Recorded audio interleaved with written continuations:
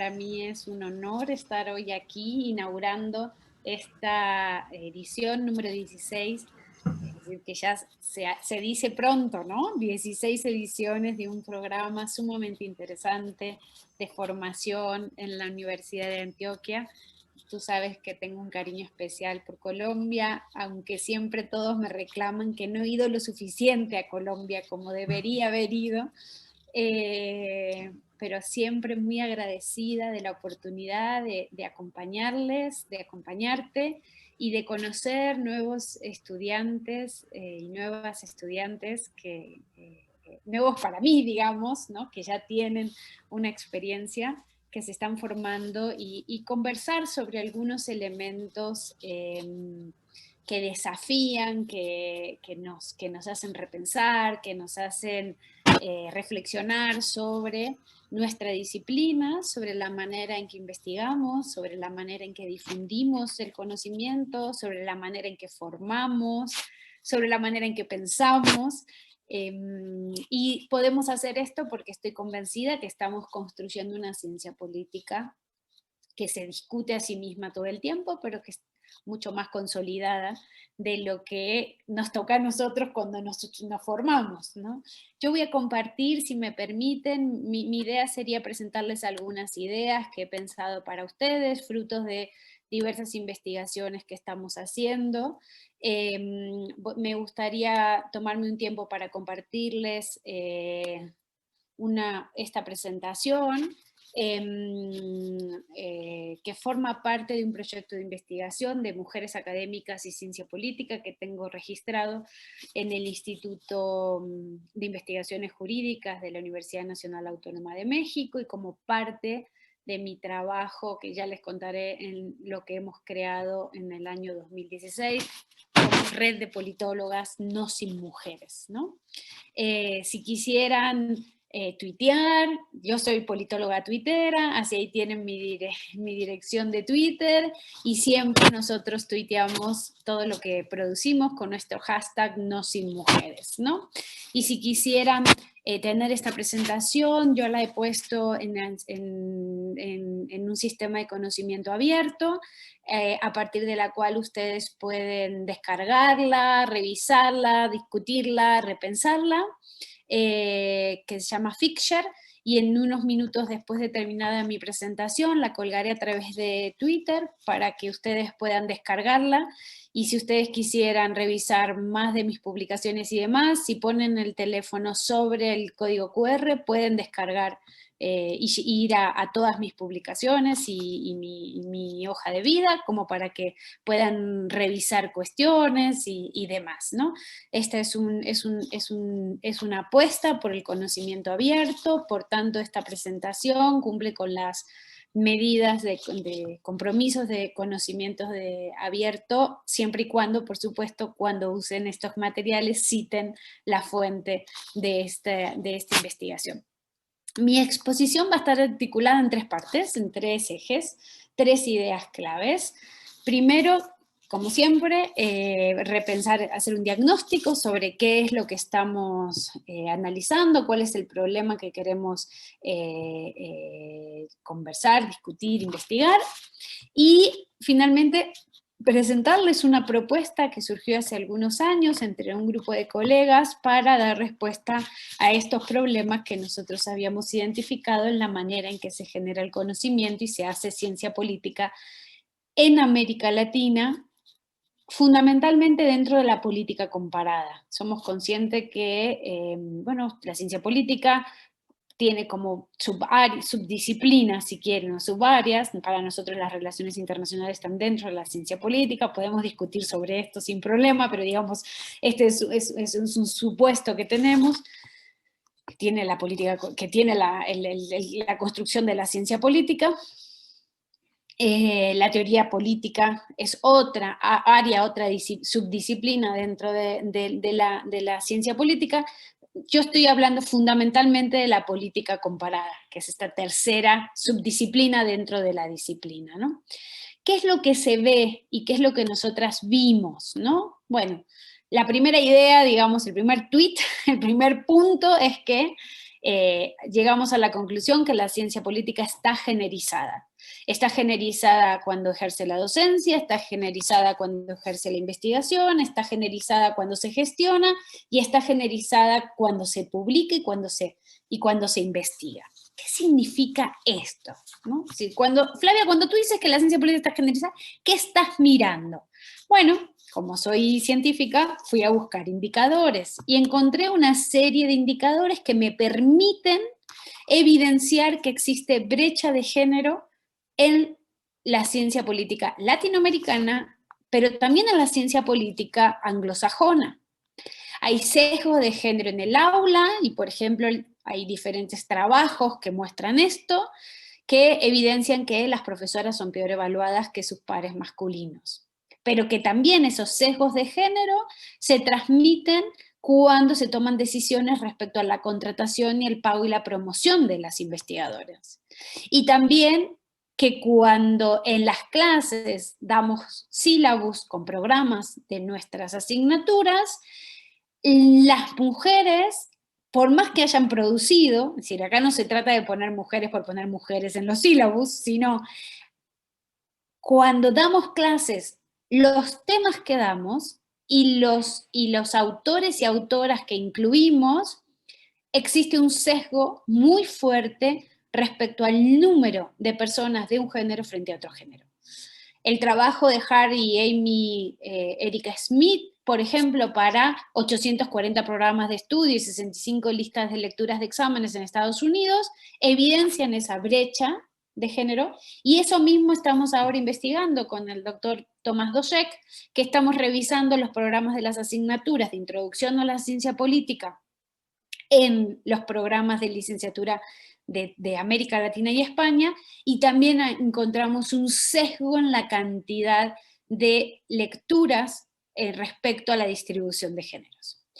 Cuando vamos al área de las publicaciones, lo que encontramos, y por ejemplo Thiel y Thelen revisaron 10 journals de ciencia política en 2017, 10 journals de la política comparada así como más de mayor impacto, y lo que encontraron es que el 41% de los textos que se citan y que se publican, que se publican en esas revistas son hombres, son masculinos, de un solo autor, que los artículos en colaboración normalmente, prioritariamente, son equipos masculinos, muy poquitos equipos de mujeres publican juntas, que las mujeres solo publican solas el 17% de los textos de esos 10 journals de Estados Unidos, y que hay sesgos metodológicos. Hay como una cierta asociación entre que las mujeres somos más qualis y los hombres son más quantis, ¿no? Y hay como un sesgo de expertise, como que el conocimiento, el buen conocimiento, el que sabe, viene asociado al género masculino.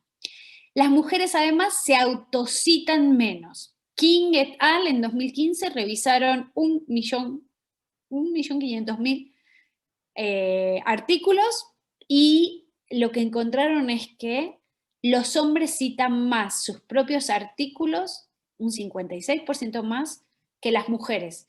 Y las últimas 2 décadas, los hombres se citaron un 70% más que las mujeres.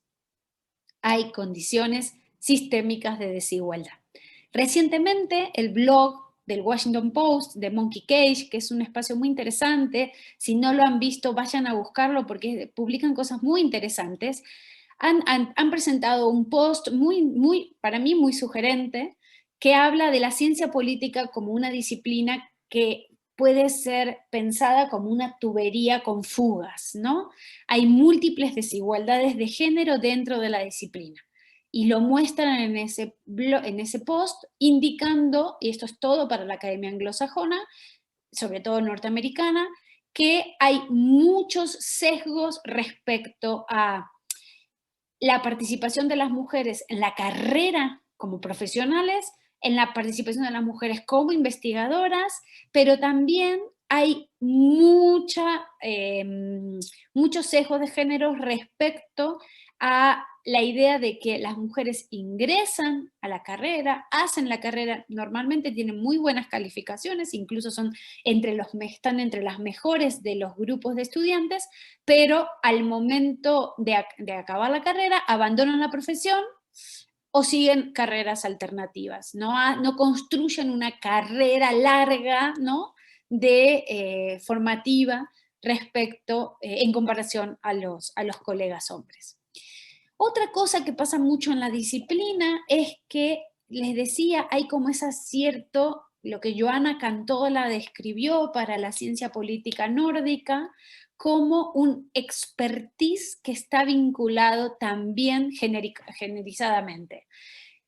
Cuando se convoca a conferencias magistrales, cuando se convocan a paneles de expertas y expertos, cuando se llama a las tertulias en la radio, cuando vemos en la televisión quienes analizan las elecciones, el día de una elección y demás, resulta que solo hay paneles masculinos, lo que se llaman manels, ¿no? Y hay una anécdota muy interesante en Alasip del 2000, ¿qué habrá sido? ¿2017? En Perú. Resulta que nuestros colegas peruanos dijeron, nosotros no vamos a hacer lo que la Asociación Latinoamericana de Ciencia Política había hecho siempre, que era invitar a panelistas hombres mayores, porque también hay un sesgo de expertise generacional, ¿no? Sí, y se entiende, ¿no? Como que los que son más mayores, los más grandes, son los que saben más, ¿no? Entonces ya solo por eso te garantiza que es una voz experta.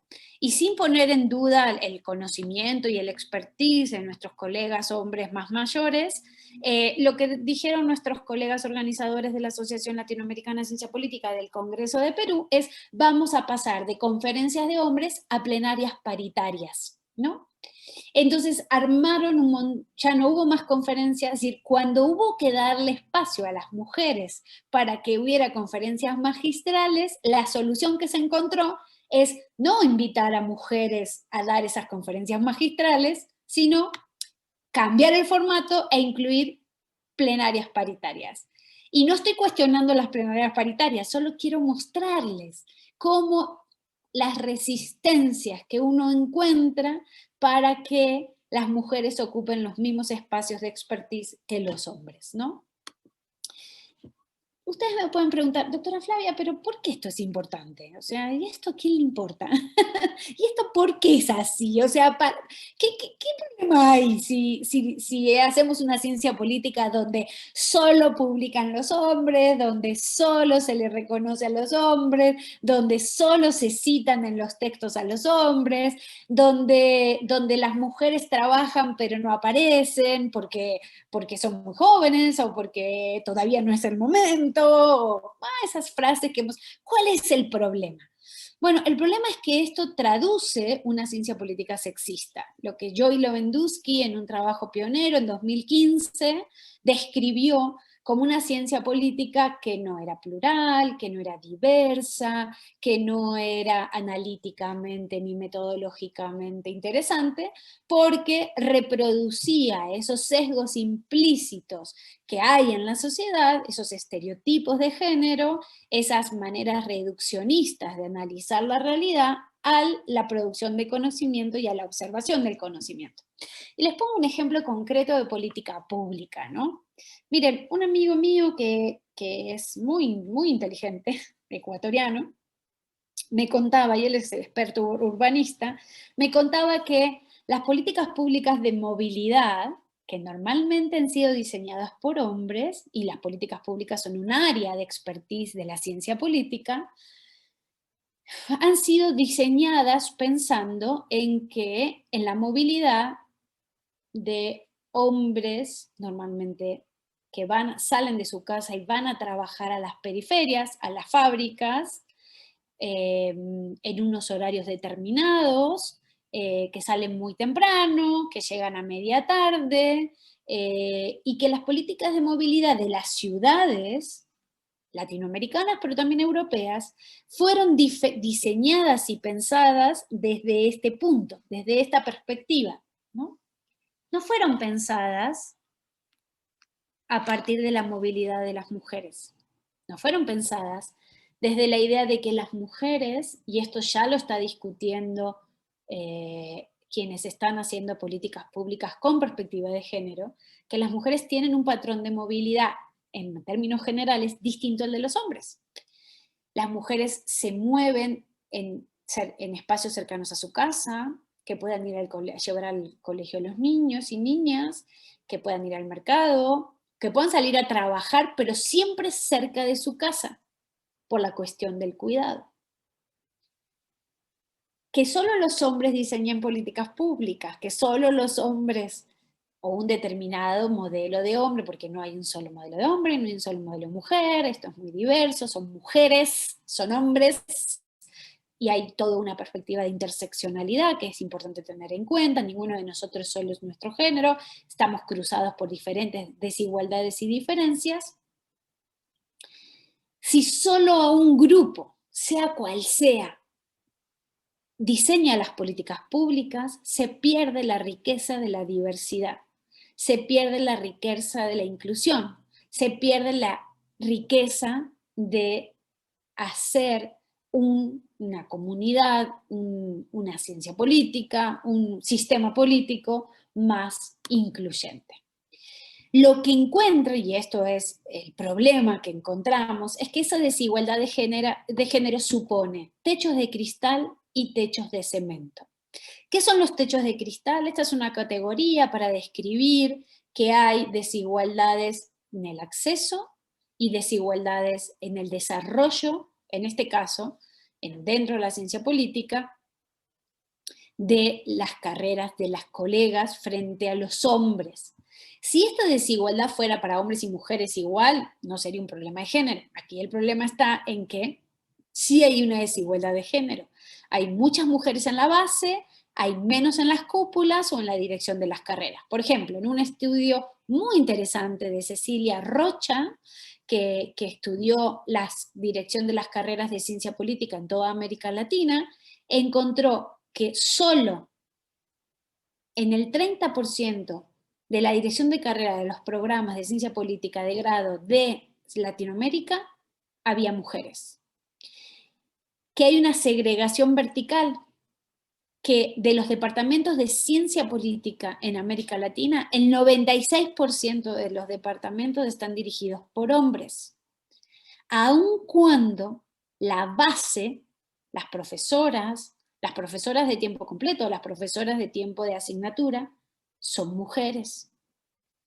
Esos son techos de cristal. Es como en las empresas o es como en la política. Muchas mujeres haciendo campaña, muchas mujeres haciendo puerta a puerta, muchas mujeres acompañando a los candidatos, muchas mujeres haciendo tareas de cuidado dentro de los partidos políticos, pero solo 18 partidos de 123 partidos de América Latina están dirigidos por mujeres. Y esos son datos del Observatorio de Reformas Políticas de América Latina que yo coordino para el Instituto de Investigaciones Jurídicas y la Organización de los Estados Americanos. No solo hay techos de cristal, también hay techos de cemento. ¿Qué son los techos de cemento? Las politólogas son más reacias que los hombres a participar en medios de difusión no académicos. Son más reacias que los hombres a presentarse a convocatorias competitivas para recolección de fondos para la investigación. Tendemos a sentir el síndrome del impostor. Yo le llamo un máster para hablar 2 minutos, ¿no? O sea, nos llaman para hacer una entrevista y nos ponemos nerviosas y no estamos preparadas y no cuidamos todos los aspectos porque ¿cómo a mí me van a llamar para hablar sobre? Pero si tú hiciste una tesis doctoral sobre ese tema, sí, claro, pero ¿cómo yo? Los hombres no tienen ningún problema, ellos siempre están preparados, siempre saben qué decir, y si no, encuentran la manera. Entonces hay como un síndrome del impostor. Eso seguramente viene de una raíz cultural, que desde pequeña utilizan unas frases que de alguna manera nos discriminan, ¿no? Calladitas te ven más bonitas, ¿no? Y son de lugares comunes que esos están presentes en nuestra cultura, pero que se trasladan a otras cuestiones. Pero el tema está en que las politólogas están más invisibilizadas, pero también nos autoinvisibilizamos más, somos mucho más reacias a trabajar solas, somos mucho más reacias a saber vendernos, a no sentirnos que, ay, no me estoy autopromocionando mucho porque ¿qué van a pensar? Van a pensar que soy muy ambiciosa, ¿no? Porque hay un sesgo que hace pensar que las mujeres no pueden ser ambiciosas, sino que son los hombres los que tienen que ser competitivos, ambiciosos y demás, ¿no? Claro que estoy generalizando y por supuesto que puede haber excepciones, pero mi experiencia comparativa en los últimos años enfocada en construir conocimiento vinculado a las desigualdades de género en la ciencia, en el conocimiento científico, me han dado suficiente data como para sostener esto. Existen sesgos implícitos de género, muchas veces traducidos como técnicas implícitas de dominación, como las que Berit Haas, la socióloga noruega, describió para la política en los países nórdicos. Bueno, eso existe en la ciencia política latinoamericanista, en latinoamericana. Hay muchas evidencias y relatos de cómo una ha sido invisibilizada cuando aporta una idea, de cómo una ha sido invisibilizada cuando ha querido acceder a un cargo de dirección, o cómo ha sido ridiculizada o ninguneada en cada uno de esos. Y a eso se le suma una característica de las sociedades latinoamericanas, que además el cuidado es femenino. Entonces, la carrera de nuestras colegas mujeres ha estado muchas veces ralentizada por sus tareas en el cuidado y también en el desarrollo biológico, es decir, mujeres, colegas que han querido ser madres, que han querido compatibilizar su carrera profesional con su vida personal en el sentido de haber decidido formar una familia y tener hijos, pues le ha sido mucho más difícil desarrollar su carrera que a los colegas hombres, cruzado por esta distinción de género. ¿Qué hacer? ¿No? Bueno, hace unos años, con un grupo de colegas, debido a diferentes razones, que si quieren podemos conversar luego en la parte de preguntas, para no monopolizar tanto la exposición, decidimos crear lo que se llama la Red de Politólogas No Sin Mujeres. Digo, las razones que llevaron a esto son múltiples, pero fundamentalmente hubo un momento en la vida de 6 personas que confluyó una sensación y una idea de que había algo que no estaba bien, que había algo en la manera, cada una de nosotras tenía carreras de manera individual muy exitosas, carreras que nos encontrábamos en diferentes momentos de nuestra profesión. Yo en ese momento venía de dirigir un instituto de un centro de investigación europeo muy importante, lo cual cada una de nosotras habíamos alcanzado determinados objetivos que teníamos en nuestra vida de superación personal, pero había algo que nos molestaba, y como ustedes saben, ¿no? La deprivación relativa, es decir, sentir que hay algo que no está bien, es una de las razones que hace que la gente se mueva, que la gente salga a la calle a protestar, ¿no? Bueno, nosotras hicimos eso generando una red, lo que denominamos la red de politólogas, que asumió un hashtag que había creado yo un año antes, el No Sin Mujeres, como una manera de simplificar, de conceptualizar, de movilizar en torno a la idea de que, así como la democracia es imposible sin mujeres, la ciencia política es imposible sin mujeres, ¿no? Entonces, se generó como una iniciativa colaborativa y horizontal, disruptiva de muchos preceptos que había en la disciplina, buscando promover, visibilizar y potenciar el trabajo de las mujeres dedicadas a la ciencia política latinoamericanista, que viven en América Latina, pero que también están en otros contextos internacionales, y busca revisar la manera en que se relacionan las mujeres entre sí dentro de la disciplina, pero también la manera en que los hombres participan de esta conversación. Esto surgió de manera paralela a otras iniciativas que se estaban dando en Estados Unidos. Women Also Know Stuff se creó en febrero del 2016, Manel Watch en septiembre del 2016, la red de politólogas se creó en junio del 2016, fue como un clima, evidentemente.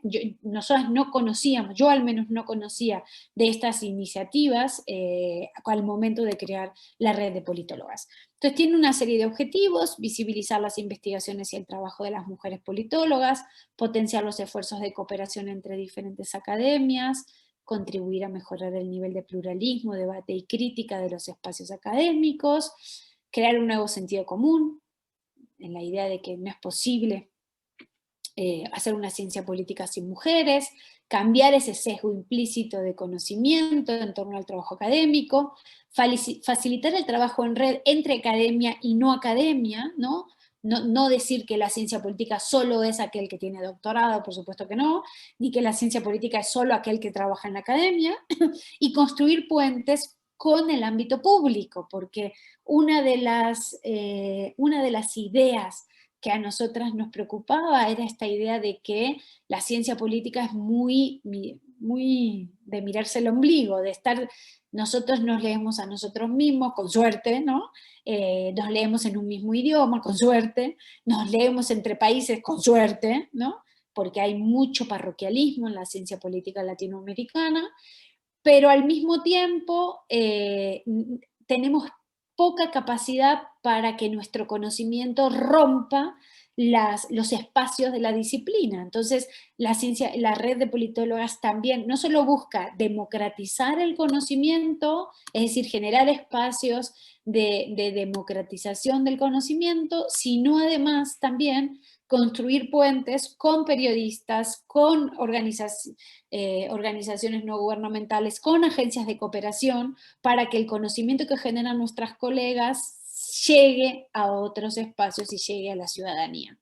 Entonces, bueno, éramos un conjunto de politólogas de manera individual que construimos una red para generar cambios, ¿no? Respecto a nuestra identidad digital, respecto a nuestra visibilidad, respecto a la necesidad de ser sororas, de trabajar de manera colaborativa horizontal. Nos guía un manifiesto, que son una serie de puntos, de prácticas que nos gustaría que ustedes conocieran y que también las pusieran en práctica. Esto no es solamente para las mujeres, ¿no? Esto es también para nuestros colegas hombres y de otros géneros que estén interesados en romper los techos de cristal y los techos de cemento, ¿no? Trabajamos en torno a esta idea, como les decía, del no sin mujeres, y hacemos varias cosas. Son como 4 ejes de acción.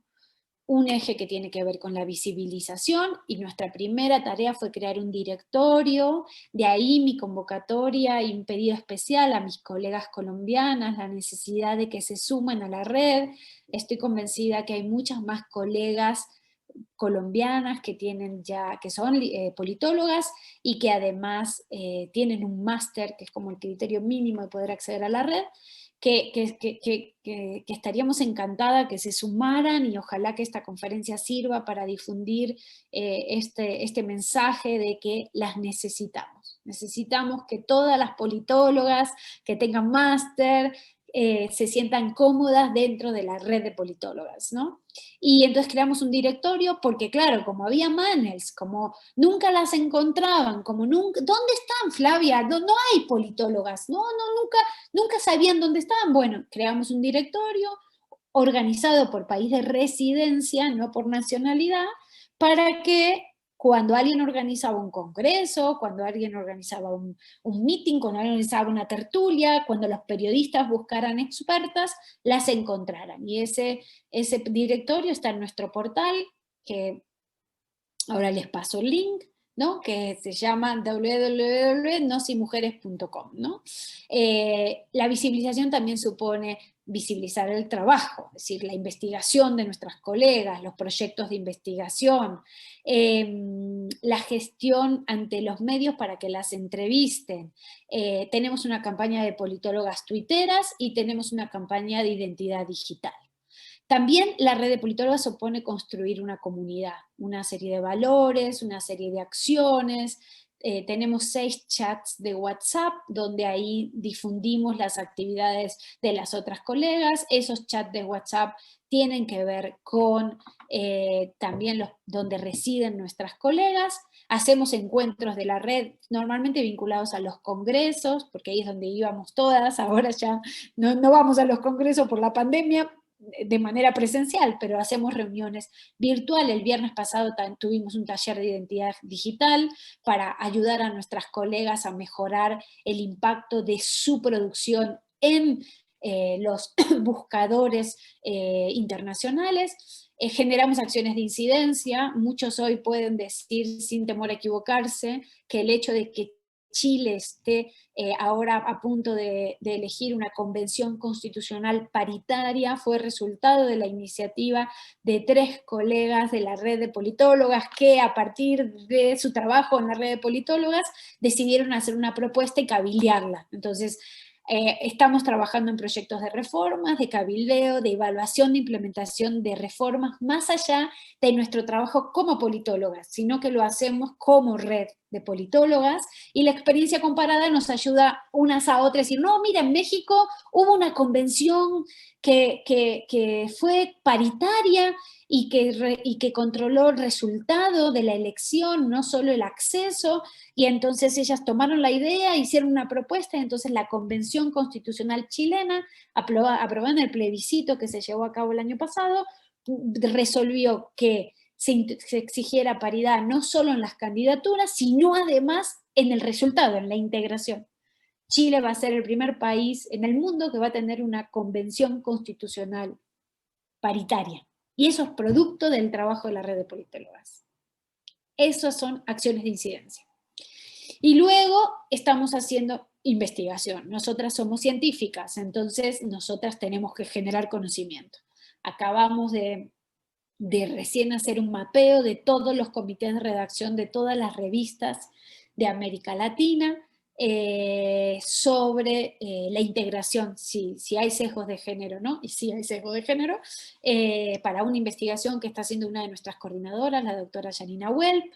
Ahora estamos trabajando en la codificación de los sílabos de introducción a la ciencia política para nuestro proyecto de Women and Latin American Political Science. Estamos trabajando en la identidad digital, revisando quiénes de nuestras colegas tienen código ORCID, que todos deberían tener código ORCID porque es nuestra identidad digital, y eso es una acción además de la red.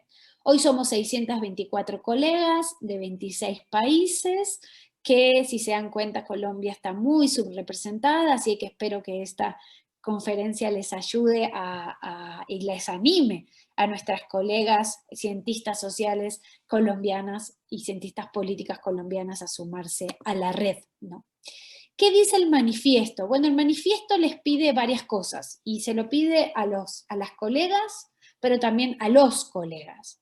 Revise sus programas de clase. ¿Cuántas mujeres están incluidas? Aumente la cantidad de mujeres.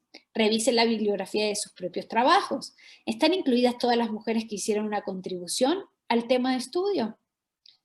Invite mujeres a exponer su trabajo cuando organicen coloquios, seminarios y mesas en congresos.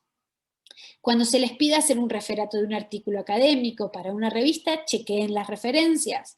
¿Cuántas mujeres hay citadas? Forme mujeres. Tomen ayudantes de docencia, de investigación y tesistas mujeres. Enséñele todos los puntos de este manifiesto. No acepte participar como moderadoras o comentaristas si no hay mujeres presentando ponencias en la mesa. No sea la cuota de la moderadora, porque siempre nos invitan a moderar para no quedar mal de que el pan sea un panel, pero nunca nos dan espacio. Bueno, no nunca, no quiero ser. grosera. No, no es nunca, sino muchas veces no nos ven como alguien que pudiéramos ser expertas para dar nuestra voz. No acepte o cuestione de manera clara escribir en volúmenes colectivos si usted es la única mujer invitada. Creen su perfil en Orcid, gestiónele porque es su identidad digital, publiquen con DOI, difunda sus publicaciones por vías alternativas a través del Open Access. Súmese a la red de politólogas, sigan su Twitter, remitan sus trabajos y videos para que la red contribuya en la difusión, sigan y hagan RT de las cuentas de Twitter de las mujeres que son sus colegas, sean generosos en el reconocimiento de sus ideas, incentiven la sororidad en sus lugares de trabajo, si son más seniors, ayuden a sus colegas jóvenes, si son junior, no menosprecien a sus colegas mujeres, no asistan como audiencia a conferencias o seminarios que sean solo ponentes hombres, y si lo hacen, digan algo en ese momento, de ahí el no sin mujeres, sumen a colegas varones a la causa, convénzalos de no participar en mesas sin mujeres, como el Grupo Sofía en Perú, como hicieron los colegas peruanos, como hicieron los colegas economistas españoles. Esto no es solo una cuestión de mujeres, es un problema de todos y todas. Contribuye a romper el etiquetamiento del conocimiento y de las propias politólogas. Colabora en romper con la idea de que los estudios de género no son ciencia política y de que hay temas de mujeres y temas de hombres, cosa que no es cierto, ¿no? Puede haber expertas en medio ambiente, y las hay muy buenas en nuestra red, o expertas en cambio climático, o puede haber mujeres que hacen estudios cuantitativos súper densos, pero también puede haber mujeres que hagan estudios cualitativos súper interesantes. Trabaje con coautoras femeninas, incremente el número de trabajos con colegas mujeres, no acepte hacer dictámenes ni envíen textos a evaluar para su publicación a revistas que no cuenten con mujeres en sus comités editoriales. Y dice, continúen la lista, porque todos estos puntos fueron creados de manera colaborativa. Hicimos una convocatoria en Facebook y nuestras colegas fueron poniendo. Entonces, si se les ocurre alguno más, nos avisa y lo sumamos al manifiesto, porque esto es un manifiesto vivo que se está desarrollando constantemente. Les decía que tenemos un programa de politólogas tuiteras. Yo estoy convencida que una mujer sin Twitter es una mujer sin voz. Y esto como que genera, ¿no? Así como, wow, Flavia, ¿qué estás diciendo? Estoy convencida de esto. Y el otro día discutía, bueno, conversaba con una de mis mejores amigas y me decía, Fla, pero yo no entiendo por qué insistís tanto en esto de Twitter, si en realidad acá lo que importa es que nuestro trabajo esté publicado en revistas con impacto para que nos citen. Y yo siempre les digo, no hay manera que te citen si no te conocen, si no te leen. Entonces, en un mundo donde está tan fragmentada la difusión del conocimiento, donde es tan difícil romper las barreras de los que leen en inglés no citan a los españoles, los que escriben en español no citan a los que escriben en inglés, los colombianos solo leen a los colombianos y con suerte a las colombianas, los mexicanos solo leen a los mexicanos y con suerte a las mexicanas, los argentinos solo leen a los que publican en Buenos Aires. Es tan fragmentada la disciplina que necesitamos romper las barreras de etiquetamiento de la propia producción. Entonces Twitter, más que Facebook, más que LinkedIn, mucho más que Instagram, es un espacio de discusión de ideas. Usted tiene que tener Twitter, pero tiene que tener Twitter y participar del ágora pública. Yo sé que da pereza, yo sé que se cree que eso no importa, yo sé que eso, no, ahí está la discusión, ahí está el debate, ahí es donde tengo que mejorar, participar, porque yo tengo una responsabilidad social con mi comunidad.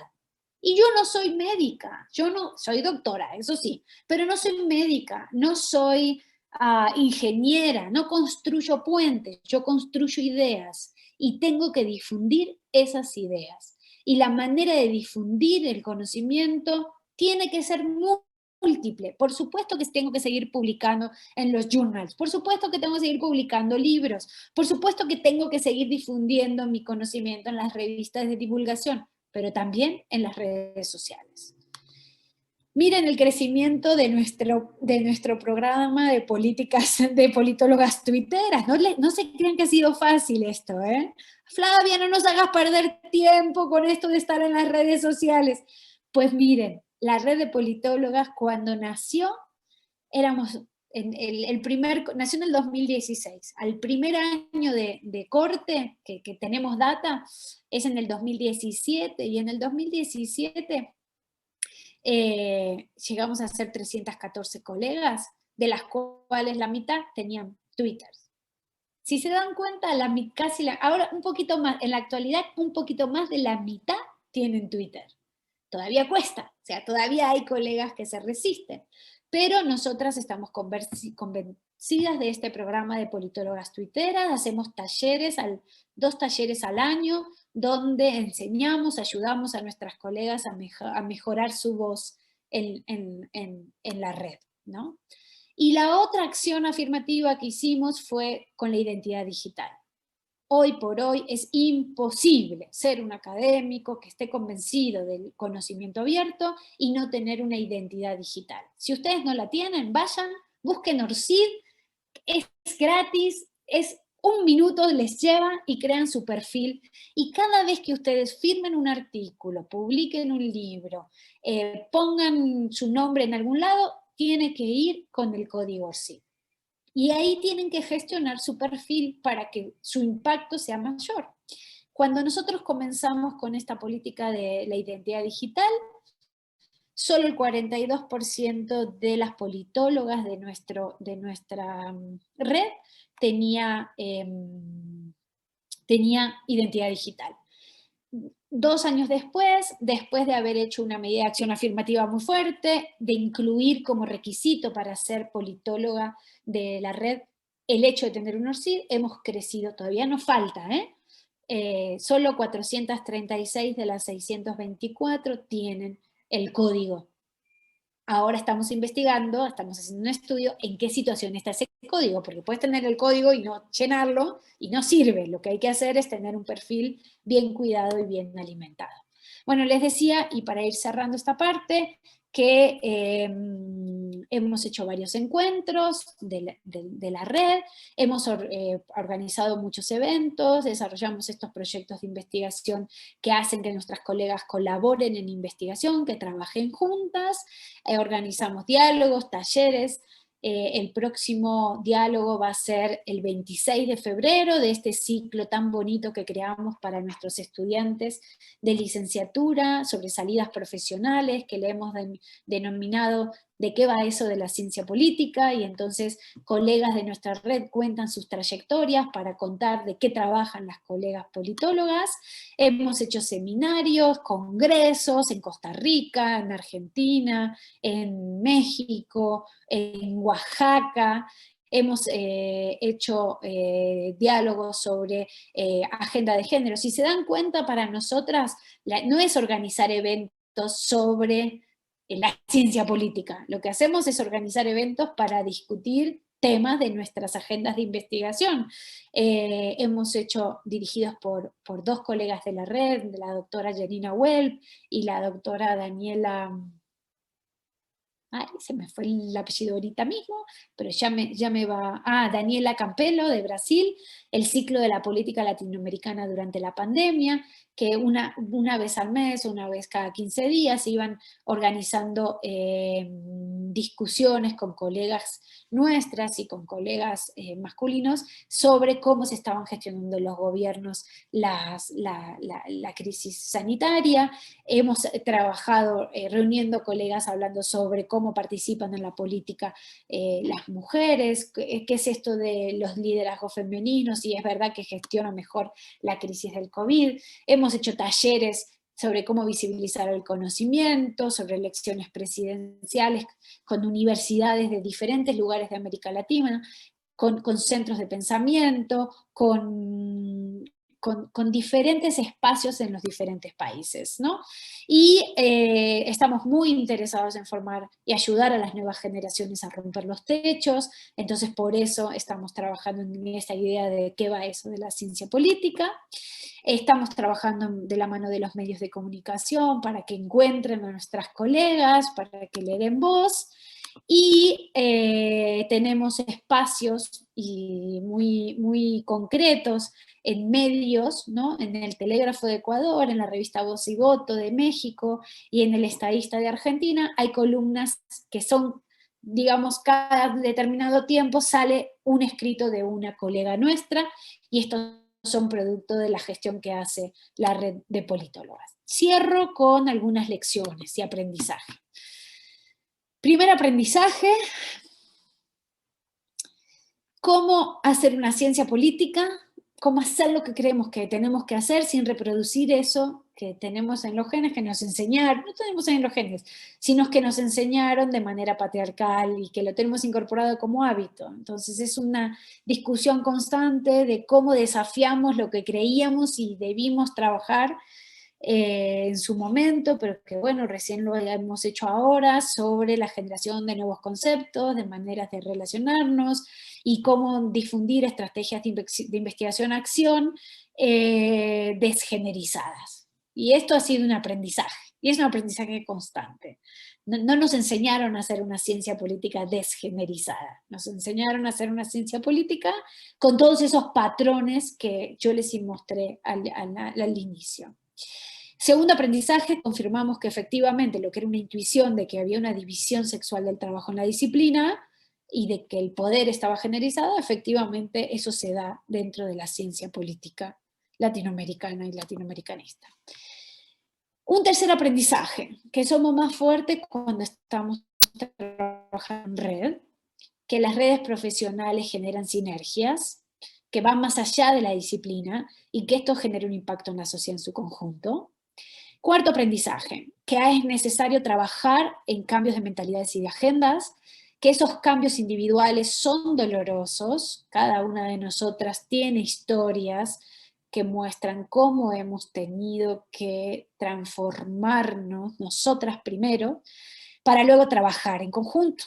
Y si bien han sido cambios dolorosos, y tenemos muchas historias personales e individuales, que en algún momento va a haber que hacer una etnografía de esas barreras que enfrentamos y cómo las fuimos superando, el trabajo en red nos ha ayudado a hacerlo un poquito menos solitario. Entonces la red también ha funcionado como un espacio de encuentro y de compartir experiencias que desnudan las violencias que las mujeres politólogas han vivido en la disciplina. Lo hemos hecho poniendo el cuerpo, como dice mi colega, la doctora Erika López Sánchez. La experiencia de la red de politóloga muestran cómo la coordinación de las invisibilizadas provoca cambios en las estructuras formales e informales de poder. Lo que comenzó como resultado de esos hartazgos individuales se convirtió en una herramienta propositiva de construcción colectiva, y fue, claro, para muchas de nosotras fue salir de zonas de confort. Estábamos más protegidas manteniéndonos al margen de esto que veíamos, ¿no?, que estaba mal. Salir de nuestras zonas de confort y a ponerle voz a esta desigualdad fue difícil, pero estamos ahorita y cada día nos reafirmamos en la idea de que esa transformación que comenzó con nosotras hoy es una idea poderosa, que está detrás del No Sin Mujeres, por supuesto, pero que supone romper barreras y techos para las próximas generaciones. Claro que hay retos: superar las barreras, democratizar el conocimiento, hacer una ciencia política mucho más colaborativa, mucho más plural, mucho más crítica, más profesional y sobre todo más interseccional. Hay muchas desigualdades en términos de raza, en términos de recursos, en términos de reconocimientos de expertise dentro de nuestros países en el ejercicio de la ciencia política. Yo sigo sosteniendo que sigue habiendo mesas separadas, no solo teóricas y metodológicas, sino también intergeneracionales y en términos de raza, en términos ideológicos. Y el último reto, no por eso menos importante, hay que trabajar en estrategias formativas con perspectiva de género que nos ayude a contar con una ciencia política, con una política de género, que eso significa un compromiso activo por hacer una disciplina más igualitaria, más diversa y más incluyente hacia todos los sectores de la disciplina, que en el fondo es un desafío por la construcción de una democracia mucho más incluyente. Y entonces, Juan Carlos, si te parece, yo dejaría de compartir mi pantalla aquí para dar la posibilidad de un diálogo, del tiempo que ustedes consideren oportuno, para conversar sobre alguno de estos puntos o los puntos que consideren que quisieran profundizar los miembros de la comunidad. Eh, Primero reiterar el agradecimiento por esta presentación tan interesante y que pone los puntos sobre las IES en un debate que está abierto y que no solamente requiere conocimiento, sino también compromiso para poder remover esa serie de obstáculos que se han identificado en el asunto. Hay ya 2, 3 comentarios en el chat. Yo voy a leerlos para que comencemos a conversar sobre ellos, porque me parece que puede ser interesante incluso proceder con algunas de las preguntas muy concretas que hay en el chat. La primera dice que los techos de cristal se rompen cuando se transforman las culturas y estructuras patriarcales. ¿Cómo lograr la transformación de género en los currículos y los programas de ciencia política aún direccionados por hombres? Es una pregunta. La otra pregunta es que se señala que la profesora Flavia expuso que una de las propuestas de la red es incluir también mujeres que en su labor como politólogas no necesariamente están vinculadas a universidades. La pregunta es, ¿cuáles son las estrategias que se han utilizado para conectar a estas mujeres? Lo pregunto porque desde una mirada interseccional también hay otras exclusiones relacionadas con las pocas posibilidades para especializarse o hacer posgrados y así participar en instancias académicas. Si una mujer no es profesora, no está vinculada a una universidad o no ha hecho posgrados, se hace más difícil publicar o difundir sus reflexiones aun cuando tenga mucha experiencia profesional. Esa me parece una pregunta. Hay un comentario de Ana Lucía Giraldo, dice saludos y celebro que en el instituto empiecen a abordar este tema para conseguir la paridad académica. Gracias a la ponente por compartir acciones para ponerlas en práctica en Colombia. Les comparto que la ponencia de María Elena Martín, el lugar de los estudios de género en la ciencia política en Argentina, que comparte los resultados de un rastreo y una crítica a la ciencia androcéntrica en el terreno de la ciencia política en este país aporta bastante a esta construcción.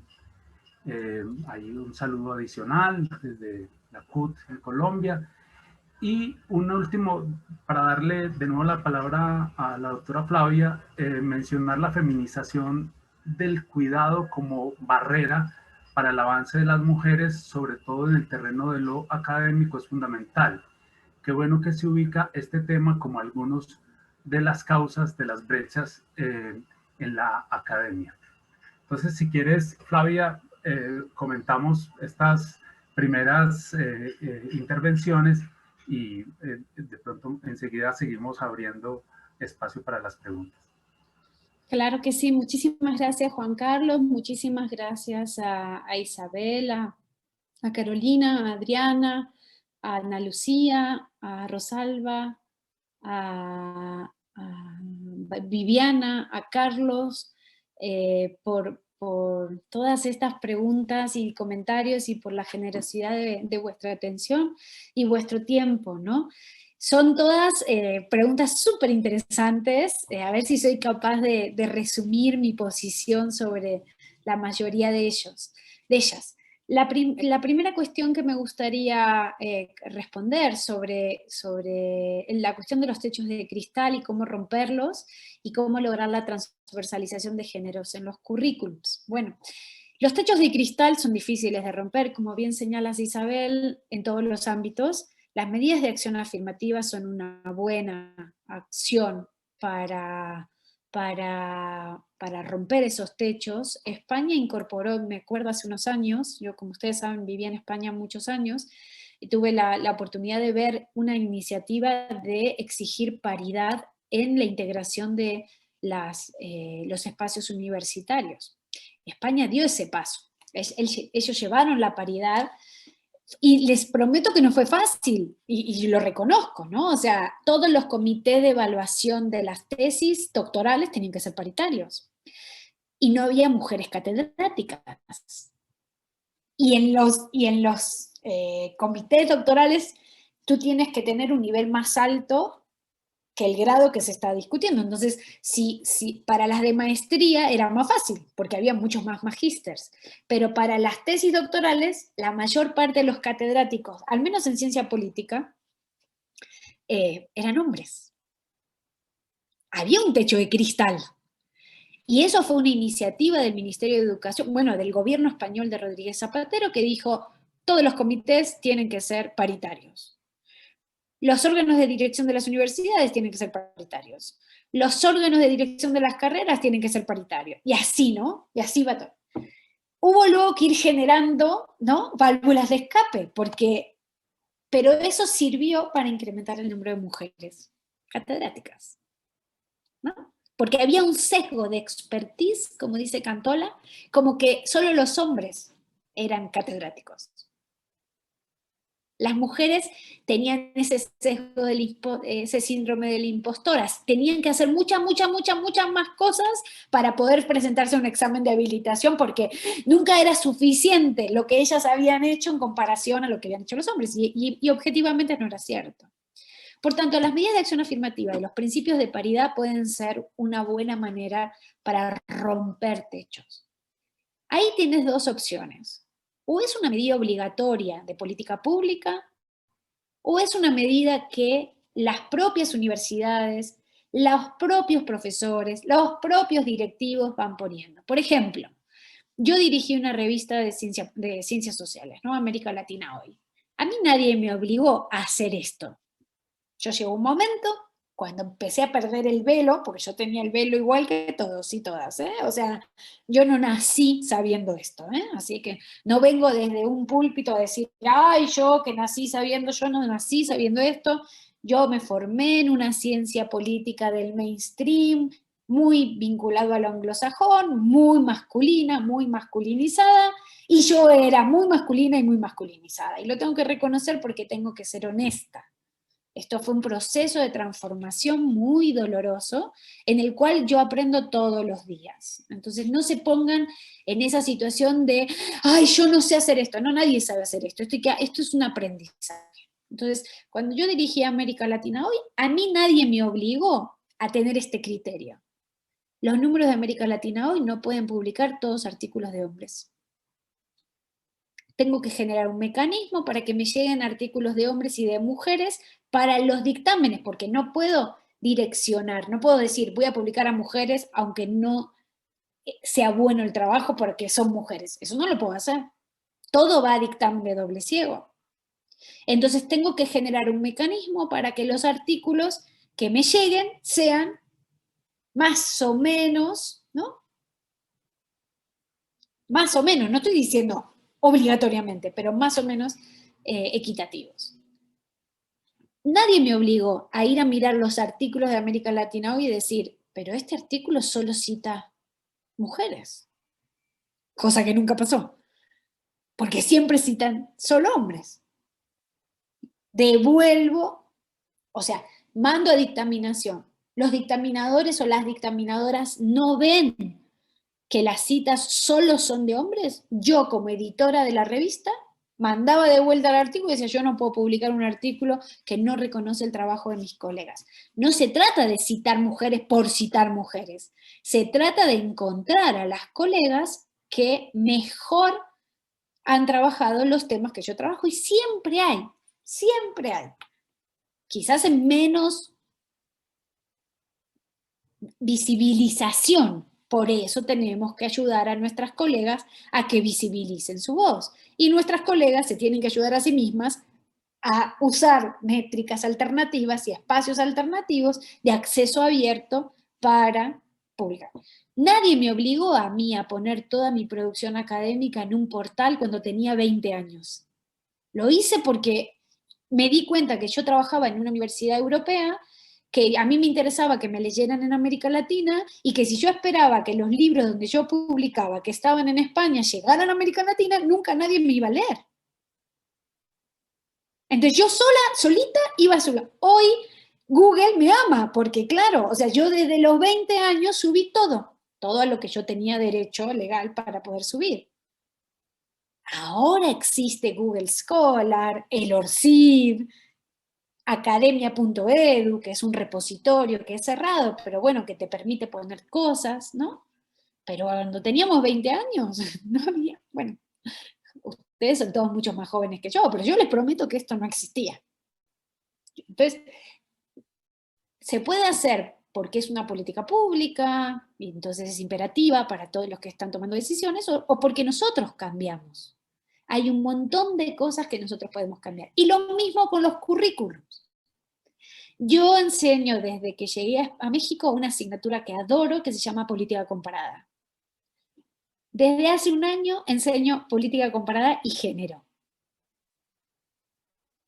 Me inventé una asignatura.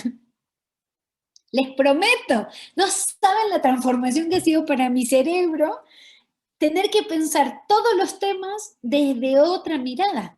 Porque yo no enseñaba, yo enseñaba partidos políticos, introducción a la ciencia política, enseñaba procesos de cambio político, y ustedes revisan mis programas de hace 20 años y no es un currículum equitativo, ni siquiera hay perspectiva de género, porque son dos cosas distintas. Una cosa es, introduzco bibliografía de mujeres, con o sin, porque ser mujer no significa tener conciencia de género.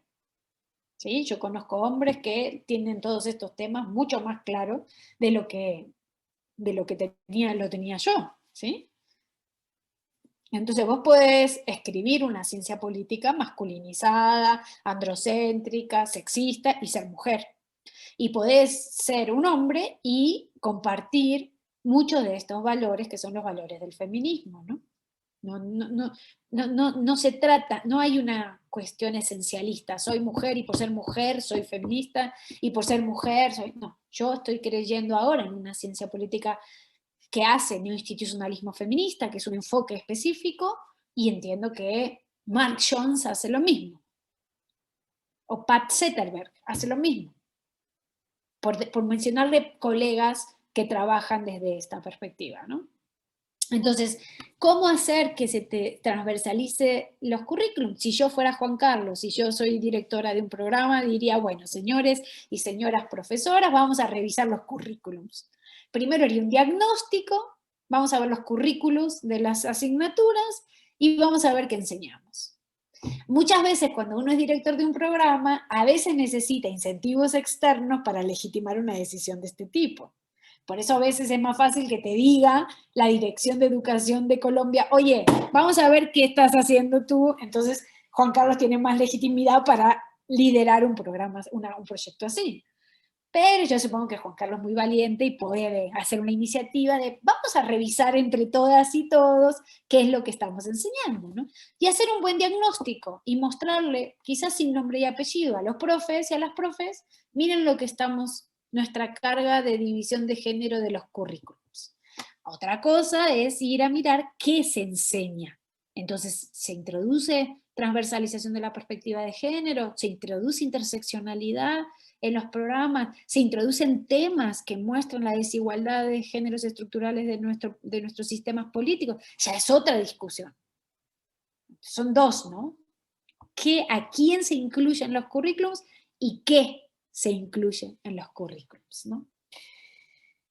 ¿Qué estrategias usó la red para sumar a colegas que no son académicas? Desde el inicio se pensó así.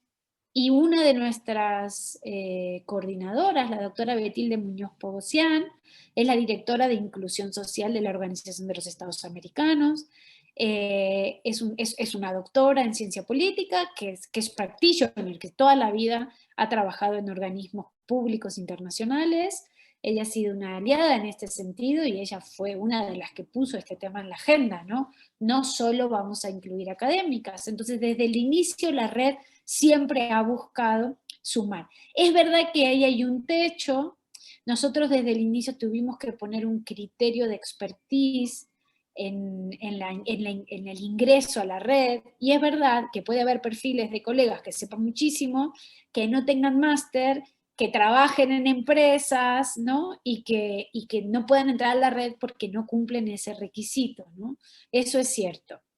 Por el momento ese requisito se va a mantener porque es la manera en que nosotras como red aseguramos que si usted está buscando a alguien que esté trabajando y que sea experta en un tema, tiene un nivel de formación específico. No estoy diciendo que las licenciadas no tengan ese nivel, pero que todas sabemos y nosotras incentivamos la formación de nuestras colegas jóvenes, que tener un máster te pone en un nivel un poco más especializado, ¿no? Entonces sí, ese requisito lo vamos a mantener. Pero bueno, las estrategias siempre han sido las mismas para todos los grupos que integran la red. Al principio fue muy bola de nieve, ¿no? ¿Conoces a una politóloga? Por favor, llamala, decirle no sé qué. Luego fue campañas, ¿no? Luego fue mandar cartas de invitación, por favor, le invitamos a sumarse. Hoy nos llegan de 6 a 10 solicitudes por día. Hola, ¿qué tal? Yo quiero ser red de politólogas. Y eso es gracias al trabajo en redes, gracias a la presencia en medios, cada vez más el nombre de la red y el no sin mujeres es muy fuerte, ¿no? Ese concepto. Mucho gracias al trabajo de nuestras politólogas tuiteras más fuertes, digamos, pero también de un trabajo consciente, consonante, muy riguroso, ¿no? De profesionalización. De la propia red, ¿no? El trabajo de María Elena, quien es miembro de la red, es muy bueno y es una muestra de los trabajos que se están haciendo en los países. Necesitamos más trabajos describiendo la situación de desigualdad en las academias nacionales, así que ahí les invito a todas y a todos a ayudarnos con data, ¿no? Ayudarnos a tener más investigación empírica sobre estas desigualdades, ¿no? Y había una pregunta, Juan, sobre la cuestión de la mirada interseccional, que nos parece sumamente importante.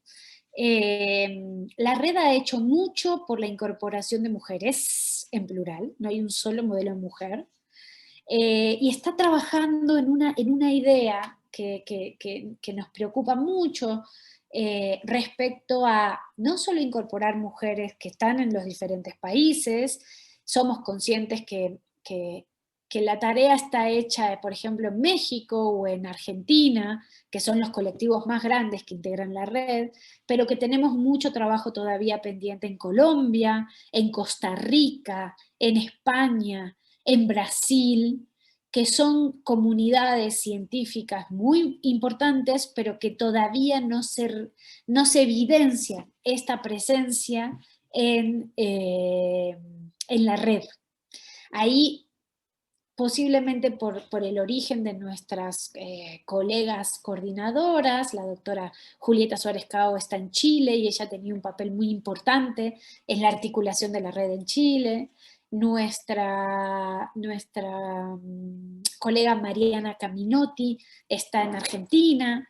Ella es una evidencia de cómo una politóloga se va al ámbito público y hoy es la secretaria de la Secretaría de Género y Derechos Humanos de la Municipalidad de Rosario, que es una de las ciudades más grandes de Argentina.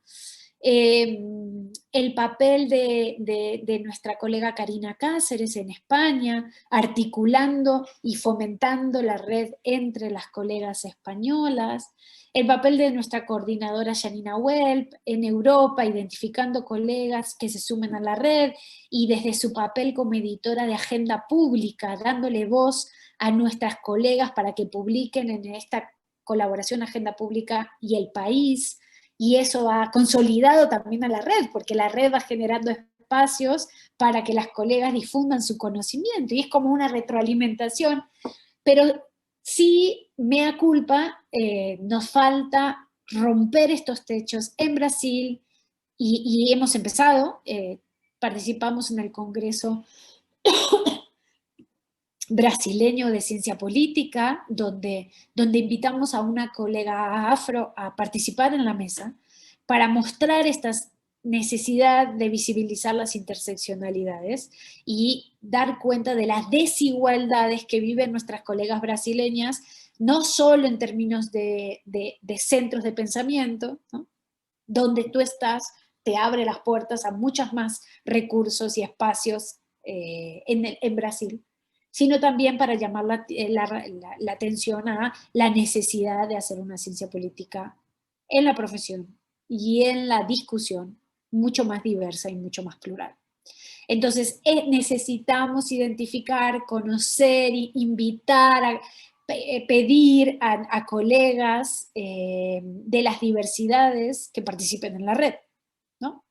Desde la red estamos muy interesadas, pero muchas veces no es que no queremos, es que no conocemos, ¿no?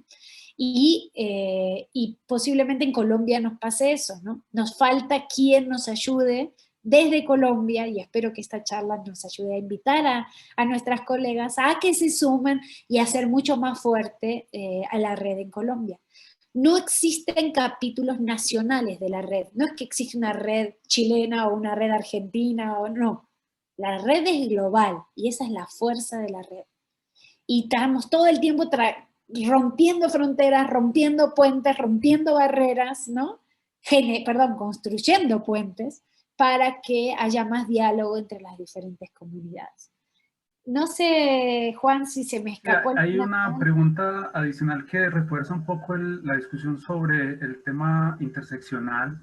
Laura Cartagena dice que el enfoque de género en algunas o en la mayoría de las veces que se asume se reduce al asunto del reconocimiento de las mujeres y paridad entre nosotras y los varones, pero también debe leerse en un contexto amplio de diversidad donde se reconozca la heterogeneidad del sujeto en dimensiones como la de etnia, orientación sexual, clase, etc.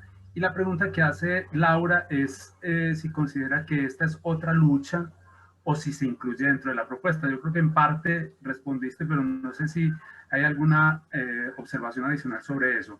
Y hay otra pregunta que también hizo Carolina Horta, un comentario sobre, dice que la academia es una zona de distinción excluyente.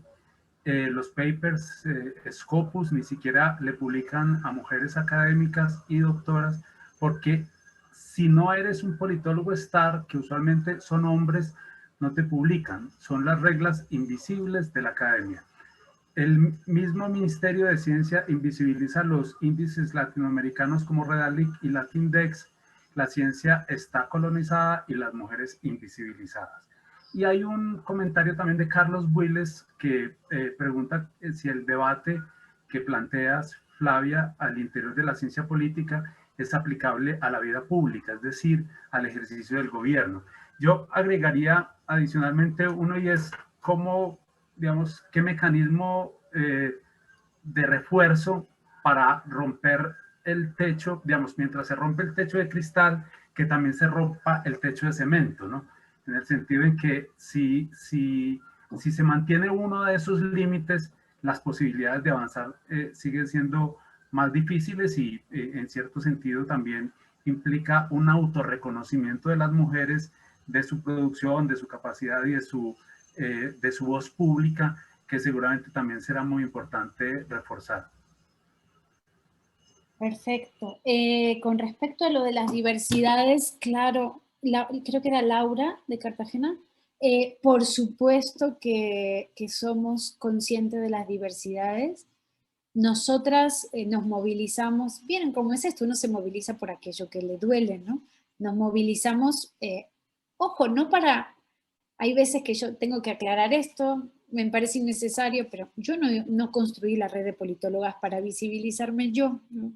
Juan Carlos me conoce de antes, sabe que yo no, yo, yo le dedico 5 horas diarias a la red de politólogas, a mí la red de politólogas me lleva tiempo, o sea que no lo hice para mí, yo no necesitaba eso, y aparte cuando yo creé la red de politólogas yo ya estaba en un punto de mi vida en donde estaba más para irme a cultivar el huerto que para seguir haciendo estas luchas. Lo que yo me pregunté fue, si no lo hago yo, ¿quién lo va a hacer? Si yo, que ya pasé por un montón de espacios, que dirigí revistas, que dirigí institutos, que dirigí programas de doctorado, que dirigí programas de máster, que formé a 16 personas, que tengo doctores, que tengo másters, que tengo 42 másters, 45 másters a los que le dirigí la tesis, que él dirige, si yo, que hice todo eso, no me dedico a esto, no le puedo pedir a alguien que recién empieza, que está construyendo su carrera, que se dedique a hacer esto. Porque esto es trabajo voluntario, esto solo, a mí solo me genera gastos, porque los gastos que hay económicos los financiamos nosotros. Entonces, lo demás, yo no lo hice para mí, yo lo hice porque estoy convencida que es injusto. Y estoy convencida que no está bien. Y eso es lo que te puede motivar, y por eso es tan fuerte el No Sin Mujeres. Lo que yo no sabía es que esto que nosotras con las coordinadoras descubrimos, hablando entre nosotras, era compartido por tanta gente. Eso yo no lo sabía. Yo soy honesta. Yo nunca pensé, miren, cuando nosotros creamos la cuenta de... Hay una anécdota buenísima, ¿no? Todo esto empezó porque yo estaba mirando las elecciones peruanas, estaba escuchando un programa, a mí me gusta mucho escuchar las radios de toda América Latina, y estaba escuchando la radio peruana, y eran las elecciones peruanas de 2016. Escuché desde las 8 de la mañana, hora mexicana, hasta las 6 de la tarde, y a las 6 de la tarde me agoté. No entrevistaron a ninguna mujer politóloga, ni abogada, ni socióloga. Había periodistas del plantel, pero la voz de los expertos eran todos hombres. Y hay una anécdota muy interesante de esa misma elección, cuando un colega nuestro se levanta y dicen, ¿saben qué? Yo no quiero estar en este programa porque ustedes no entrevistan a mujeres. Y salí a Twitter y dije, me voy a hacer una camiseta, no, ¿cómo es que dije? Dije, estoy harta, no dije estoy harta, dije, estoy cansada. No puede ser que después de 16 horas no hayan entrevistado a ninguna mujer. No sin mujeres. Hashtag no sin mujeres. Entonces las peruanas me escriben y me dicen, Paula me escribe y me dice, ¿qué vamos a hacer? Y dije, me voy a hacer una camiseta que diga no sin mujeres. Y dice Pau, vamos a hacerla. Le dije, no, porque voy a ser la única que va a ir por toda América Latina en los congresos con una camiseta que diga no sin mujeres. Entonces le digo, lo que hay que hacer es un portal, porque cuando yo vine a México, todo el mundo me decía, Flavia, ¿podés hacer tal cosa? No, yo no puedo, no sé qué. Es que no hay mujeres. Bueno, entonces yo hacía una listita, la listita de mis colegas. Entonces yo tenía una listita con los currículum de mis colegas que yo las buscaba en la red y le armaba la listita. Díganme si eso está bien, eso no está bien. ¿Cómo que no las encuentran? Yo siempre encuentro y ustedes nunca encuentran. ¿Cómo puede ser? Y así se fue, cuando empezamos a hablar con nuestras colegas, con Janina, con Julieta, con Virginia, con Betilde, con Mariana, oigan, ¿cómo? Que todas sentían algo parecido, en diferentes niveles, ¿saben? Y así es como va naciendo la red. Yo no era consciente que la ciencia política era sexista. Yo no había hecho esas lecturas. En el 2016, le estoy absolutamente honesta.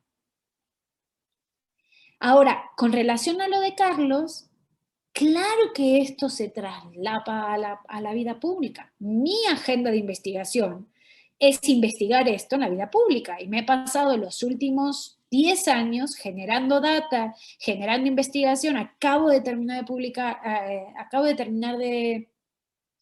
hasta anoche, de corregir un paper que va a salir en la revista Ciencia Política de Chile, donde están los últimos 4 años de investigación de mi equipo de investigación, en donde hemos construido las bases de datos para evidenciar la brecha de género en los legislativos subnacionales mexicanos. Y donde mostramos, con un análisis de modelos científicos, o sea, cuantitativos, para mostrar el peso de los factores institucionales, como las medidas de acción afirmativa y la paridad, en la ruptura del techo de cristal. Entonces, claro que esto es aplicable a la vida pública, por supuesto, y al acceso al gobierno, Carlos, y al ejercicio del gobierno. Y hay un comentario respecto a Carolina, me parece muy interesante sus afirmaciones. No había pensado en la categoría politólogo estar, pero sí, tienes mucha razón. No estoy tan de acuerdo de que Scopus no publica a mujeres, ¿eh? Sí, muchas hemos publicado en Scopus. No creo que haya un criterio de Scopus de no voy a publicar a mujeres, no. Hay un criterio de sesgo de los dictaminadores posiblemente. Y que todos saben en el fondo de dónde viene esa investigación, y eso influye de quienes son más politólogos estar a que los dictámenes muchas veces sean un poquito más suaves, quizás. Pero lo que sí, Carolina, tienes toda la razón, es que en realidad no hay índices latinoamericanos de impacto de las revistas. Latindex y Redalic no son índices como Scopus o como Web of Science. Son repositorios de evaluación de gestión de las revistas. Y ahí yo creo, Carolina, que me da muchísimo gusto saludarte y qué bueno que puedas acompañarnos hoy aquí, es que tenemos un desafío, ¿no? De construir un índice de impacto regional, claro que sí. Cielo, Simago, ahí hay un índice de impacto construido en donde muchas revistas latinoamericanas están. Pero creo que coincido contigo, me encanta ese título de Reglas Invisibles de la Academia. Te voy a citar y te voy a usar esa frase. Te voy a reconocer, por supuesto. Claro que hay reglas invisibles en la política, reglas invisibles en la academia, que dificultan, ¿no? El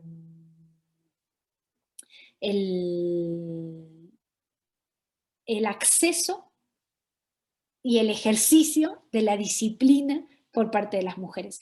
Y me gustaría contestar, Juan, una pregunta de Isabel sobre cómo apoyará la Academia Chilena el próximo proceso democrático del cambio de constitución a cargo de la Comisión Paritaria, de la Convención Paritaria, ¿no? Bueno, nuestras colegas de la red están muy activas, porque es parte de sus temas y sus agendas de investigación, pero además de su interés ciudadano. Y además en Chile se consiguió algo impresionante. O sea, una de nuestras estrategias era, tienes que posicionarte como red, ¿no? Entonces yo siempre, en donde aparezco Instituto de Investigaciones Jurídicas de la UNAM y Red de Politólogas. Pero a las colegas a veces les costaba al principio, ¿no? Lo interesante de Chile, y ahí yo quiero agradecer de corazón a mi comadre y a mi hermana de la vida, la doctora Julieta Suárez Cao, porque ella tuvo la capacidad de articular a un grupo y acompañar a un grupo de colegas chilenas que, lo voy a decir de esta manera, se apropiaron de la red. Entonces, por ejemplo, piensen que hoy en Chile no se decía politóloga, se decía cientista político.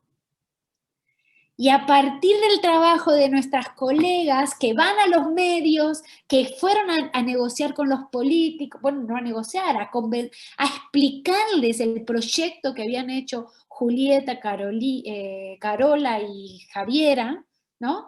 Carola Garrido, como además presidenta de la Asociación Chilena de Ciencia Política, Javiera Arce y Julieta Suárez Cao, ellas fueron como red de politólogas a explicarles a los medios, a los periodistas, a la opinión pública, pero sobre todo a las diputadas y a los diputados, a las senadoras y a los senadores, de lo que significaba para Chile tener una convención constitucional paritaria.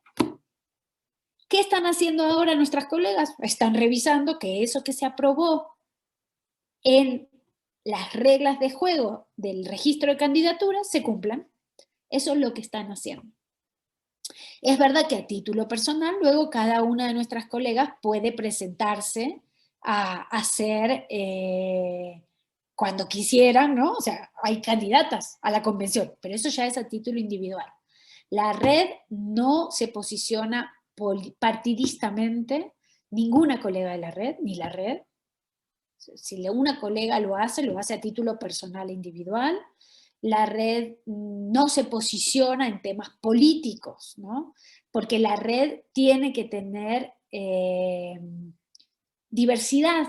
Entonces puede haber mujeres colegas que sean feministas y puede haber colegas mujeres que no sean feministas.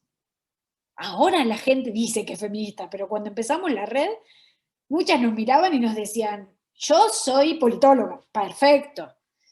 Y yo no hago estudios de género, esto no es una red de estudios de género. Y yo no soy de izquierdas, esta no es una red solo para las de izquierdas. Nosotras tenemos que romper las barreras, tenemos que hacer las cosas de otra manera. Podemos sonar incluso nice. Podemos sonar, yo soy muy ingenua, yo creo en las personas, ¿sí? La cuestión está en que tenemos que construir una ciencia política de otra manera, porque tenemos que construir una democracia de otra manera. Los países ya se han comprometido con la norma marco para la democracia paritaria, el consenso de Quito de 2015. Vayan y miren, Colombia ya firmó un acuerdo internacional que dice que se compromete a hacer una democracia paritaria. La democracia paritaria no solo es poner mujeres en las candidaturas. Y el esfuerzo que nuestras colegas de Artemisas y el proyecto de Paridad Ya, que yo acompañé desde las redes sociales, que es fundamentalmente, es clave para la negociación de la integración paritaria de las instituciones. O sea, Colombia hay sectores que lo están haciendo en términos políticos, debe llevarse a todos los ámbitos de la sociedad. Y la red de politólogas cumple y se comprometió, incluso sin saberlo, al Objetivo 5 de Desarrollo Sostenible de la Agenda 2030, que es asegurar la participación de las mujeres, fomentar la participación de las mujeres en todos los espacios de la vida pública. Entonces, lo que no puede hacer es que digamos, la red de politólogas solo se dedica a la ciencia política y estemos de espaldas a la democracia. No. Esto es una manera de democratizar la democracia. Pero es un proceso doloroso, no es fácil. No se crean que, vamos, porque claro, o sea, lo primero que hay que evitar es que nuestros colegas hombres se vayan de la conversación. Nosotras necesitamos a los colegas en la conversación. Esto no es contra nuestros colegas. A veces en un momento alguien nos discutió, yo quiero ser red de politólogas, ¿no? Colegas hombres. Y yo les digo con todo mi amor, muy bien, hagan el club de amigos de la red de politólogas, está genial. Pero la red de politólogas tiene que poner a las mujeres en primer lugar, que son diversas, que son plurales, que vienen con múltiples intereses. Nosotras, las 6 coordinadoras, somos muy distintas entre nosotras, y yo siempre les digo, el éxito de esto es mantenernos en nuestra diversidad, en nuestra pluralidad. No pensamos todas igual, y qué bueno, qué problema hay con eso. Lo que pasa es que en América Latina alguien nos metió en la cabeza que todos tenemos que ser igualitos, que todos tenemos que pensar igual, que todo, ¿no? Orden y progreso, ¿no? Todo juntito, todo. No, no es así. Democratizar las democracias latinoamericanas exige democratizar las universidades, democratizar los sindicatos, democratizar los movimientos sociales, democratizar los clubes de fútbol. ¿Quién dijo que el fútbol solo es para los hombres? No. Entonces, como futbolera que soy, digamos, reclamo mi derecho también a poder participar en los procesos de toma de decisiones de las comisiones de los clubes de fútbol, por decirlo así. Entonces, esto es una democratización de la democracia. Juan, no sé si hay alguna... Yo creo que podemos abordar las últimas 3 preguntas para poder cerrar y ya dejar la tela para cortar en adelante y seguir la reflexión en redes pues, por otros medios, ¿no? Entonces, hay una pregunta de Juanita Zapata, que dice: buenos días, ¿qué acciones afirmativas concretas se proponen en este sentido? A veces se confunde en los contextos públicos el contexto de acción afirmativa y se sesga a un cumplimiento de cuotas, nombramientos o compromisos carentes de verdaderas determinaciones de enfoque de género. Bueno, las colegas de Paridad Ya nos comparten el enlace y digamos, hay un último comentario de María que dice que coincido con sus comentarios con relación a las diversas formas de exclusión implicadas, asociadas a la edad, al género, la racialización, supongo que dice. Me gustaría que nos hable sobre el lenguaje incluyente que ha sido tan criticado en estos ámbitos académicos. Y bueno, ya terminamos con esas 2 preguntas. Comienzo con la última de María. Yo estoy convencida, María, que las palabras importan. Entonces, y nosotras que trabajamos con conceptos lo sabemos. Hay un trabajo hermoso de Pamela Paxton, no sé si ustedes lo conocen, igual si me permites, Juan Carlos, te puedo mandar ese texto, no sé si ustedes lo acceden a esa publicación. Ella es un libro maravilloso, el libro en general, que desgeneriza los conceptos, ¿no? Entonces, Pamela Paxton trabaja sobre el concepto de democracia.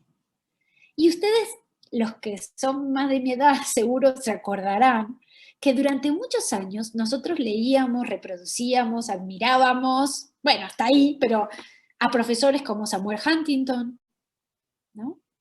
Que Samuel Huntington fue muy importante en el pensamiento conservador, ¿no? Fue muy importante en la Trilateral Commission, fue muy importante en la conceptualización del mundo en desarrollo, fue miembro de esa comisión de la Alianza para el Progreso, que asesoró a los gobiernos de Estados Unidos sobre qué hacer con los países latinoamericanos, ¿no? Hasta choque de civilizaciones, ¿no? Cuando ya dijo que los mexicanos y los latinos éramos parásitos, hasta ahí toleramos, digamos, ¿no? Todo lo demás lo soportamos, hasta ahí llegamos. Pero Samuel Huntington, cuando definía que era una democracia, era la posibilidad de que hombres de determinada edad pudieran votar.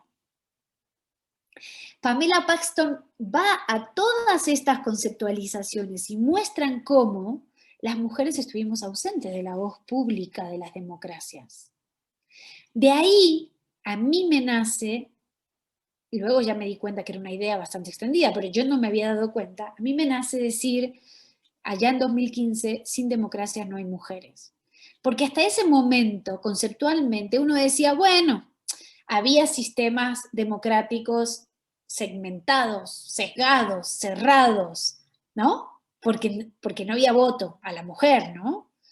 O había derecho a voto, pero el hecho, no se entendía que también era derecho a ser votada, ¿no?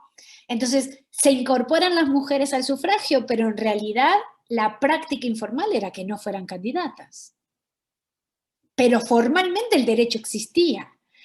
Pero les soy sincera, les soy honesta. En las teorías de la transición, ya sé que Colombia tiene un camino distinto, ¿no? Siempre mis estudiantes colombianos como Juan Carlos en su momento me llamaron la atención, doctora, pero Colombia se entiende distinto, ¿no? Es otro camino. Es verdad, comparativamente, en las teorías de la transición, Colombia hizo un camino distinto. Pero 15 países de la región participaron de esa tercera ola, ¿no? Nadie fue o muy pocas colegas fueron a mirar qué pasaba con las mujeres en esa transición. Y a nadie se le ocurrió decir que no hubiera mujeres candidatas limita vivir o no en democracia. Sí, las sufragistas, sí, el movimiento feminista, el movimiento amplio de mujeres, pero la ciencia política mainstream, yo por lo menos nunca lo había leído. Y miren que he leído de esto, porque esto me ha encantado siempre, desde chiquita, todo lo que tenía que ver con cómo llegamos a la democracia y cómo la profundizamos y la teoría de la gobernabilidad. Y yo enseñaba eso en mis clases, entonces yo tenía que estudiar eso. A mí no me vengan a decir que la transitología era feminista, porque yo no lo vi eso. Es una discusión fundamental que ponerle nombre a las cosas. Y el lenguaje incluyente forma parte de esta transformación de la transversalidad de la perspectiva de género. Cuando Kamala Harris gana, todo el mundo en América Latina, la vicepresidente Kamala Harris. Y yo salí en Twitter y dije, ¿saben qué? Ya basta. Déjenme de intentar colonizar con su concepto. La persona hace al cargo. Entonces, si usted quiere ya hablar de la institución, hable de la vicepresidencia. Pero si usted va a hablar de la persona que hace el cargo, esa persona no es un hombre, eso es una mujer. Y por tanto es la vicepresidenta, no es la vicepresidente. Y esos pequeños elementos, yo por ejemplo, con mis estudiantes estoy todo el día diciéndole, no son los ciudadanos, es la ciudadanía. Hay maneras de usar lenguaje incluyente. Yo sé que tenemos que deconstruir. Tenemos que deconstruir un montón de cosas. Tenemos que deconstruir nuestra propia manera de escribir. Y claro que eso genera tensiones. Pero ¿saben qué? Como dicen acá en México, hay que elevar el costo. Entonces cada vez más elevamos más el costo. Entonces, por ejemplo, ayer una colega me dice, Fla, ¿podés mandar esto al chat de las colegas para invitarlas a... Sí, le digo, por supuesto, armame un mensajito, yo lo copio y lo pego, ¿no? Porque yo estaba terminando de prepararme para conversar con ustedes. Cuando reviso el mensaje de mi colega, no lo hizo conscientemente, estaba todo en masculino. Y yo le digo, oye, pero esto es para las colegas mujeres. ¿Para las colegas de la red? Sí. Ah, le digo, porque como solo le estás invitando a los hombres. No, Fla, tenés razón. No lo hacemos consciente, ¿no? Entonces, mi colega de la red dijo, ya lo arreglo, no te preocupes, pero dice, pero espérate que tengo que ir a la convocatoria, ¿no? Y entonces va a la convocatoria. Cada vez más estamos más denunciando eso. El lenguaje incluyente llegó para quedarse. Entiendo que para muchos es una decisión política, hablar con lenguaje incluyente. Hay países que han sido más sensibles a esto que otros. Argentina, por ejemplo, está sumamente comprometido en general, las personas con el TODES, ¿no? Porque ya no es solo hombres y mujeres, sino hay otros géneros. Entonces también hay que incluir a las diversidades con nuestro lenguaje. Así que bueno, vamos a ir transformándolo, ¿no? Exactamente no es, como bien dices Isabel, solo un asunto gramatical, sino también incluye discriminaciones y violencias de género, ¿sí? Y yo admiro a Artemisas, a mí me encanta Artemisas, siempre, desde hace tiempo tuve la posibilidad de conocer a una de esas mujeres maravillosas que están Artemisas. Yo estoy convencida que Colombia va a ser paritaria y el papel de Artemisas ha sido y quedará registrado, ¿no? Que en un contexto pero tan discriminatorio, tan machista, tan Artemisas es luz, así de que cuentan conmigo siempre. Yo me sumé a la campaña de Paridad Ya, no es que me contrataron ni nada de eso, yo soy así, yo dije voy a poner mi red al servicio de Paridad Ya para que Colombia sea paritaria. Hay que estar muy atentas de evaluar cómo se implementa y de estar en la clave de los países que han dado el salto, ¿no? Ustedes saben que hoy ya tenemos 10 países paritarios en América Latina con diferentes diseños. La clave de eso está en tener un movimiento de mujeres, una academia muy boyante, articulación de redes de mujeres políticas con mujeres académicas, con mujeres de la sociedad civil, trabajando en consonancia con las autoridades electorales y las autoridades jurisdiccionales. Ese combo, ¿no?, de lo que la doctora Mariana Caminotti llama la coalición amigable del género es fundamental para ir, digamos, ajustando las claves. Si les interesa mucho este tema, en perspectiva comparada, yo acabo de publicar un texto en Oxford, en la enciclopedia de política latinoamericana de Oxford. Lo pueden encontrar ahí en mi ORCID, ahí tienen la referencia, sobre las reformas electorales de género y su impacto en la representación política de las mujeres en América Latina. Y ahí tienen todos los diseños comparados. Entonces, sería buenísimo que Artemisas ya empiece a pensar cómo vamos a seguir trabajando para no sacar el dedo del renglón respecto a la implementación de las reformas. No solamente lo tenemos que tener en la ley, lo tenemos que tener asumido, ¿no?, en las comunidades, nuestra clase política, nuestras militancias, nuestra ciudadanía tiene que estar comprometida con la paridad. Y ya recuerden que Colombia ya se comprometió internacionalmente, así que hay que estar preparados para preparar recursos jurisdiccionales, juicios de amparo o juicios de derechos que resguarden los derechos de las personas, que se les vayan a violentar sus derechos en la implementación de la paridad. Entonces, todo eso hay que trabajarlo, ¿no? Los países que más han crecido por esta coalición, esta red de grupos de personas que están trabajando en conjunto, y hay un cambio educacional, ¿no? O sea, hay un compromiso educacional con la paridad que tenemos que ver cada uno desde su cancha, desde sus espacios, cómo lo vamos profundizando. Bueno, Flavia, de nuevo reiterar nuestro agradecimiento. Tuvo una acogida muy importante a pesar de la dificultad que tuvimos para presentar esta charla en Facebook. Luego la vamos a compartir en el canal del instituto para que pueda circular esta conversación y los puntos de vista que compartiste al principio. Agradezco mucho a las personas que se conectaron, a todos los que estuvieron interesados fuera de los estudiantes, y reitero que esta fue un muy buen inicio de esta cohorte 16, que en todo caso arranca con un punto de partida en el que el reto de cambiar también estas estructuras mentales, estas mentalidades que tradicionalmente hemos puesto a funcionar y generan de ellas mismas exclusiones, lo que nos pone la doctora Flavia en condiciones de pensar y repensar, revisar nuestros trabajos, revisar nuestros currículos y seguir adelante pues como en una perspectiva que pueda ampliar y visibilizar el trabajo de las investigadoras en ciencia política y de las mujeres que hacen también incidencia política en las políticas públicas y en la vida, en la opinión pública.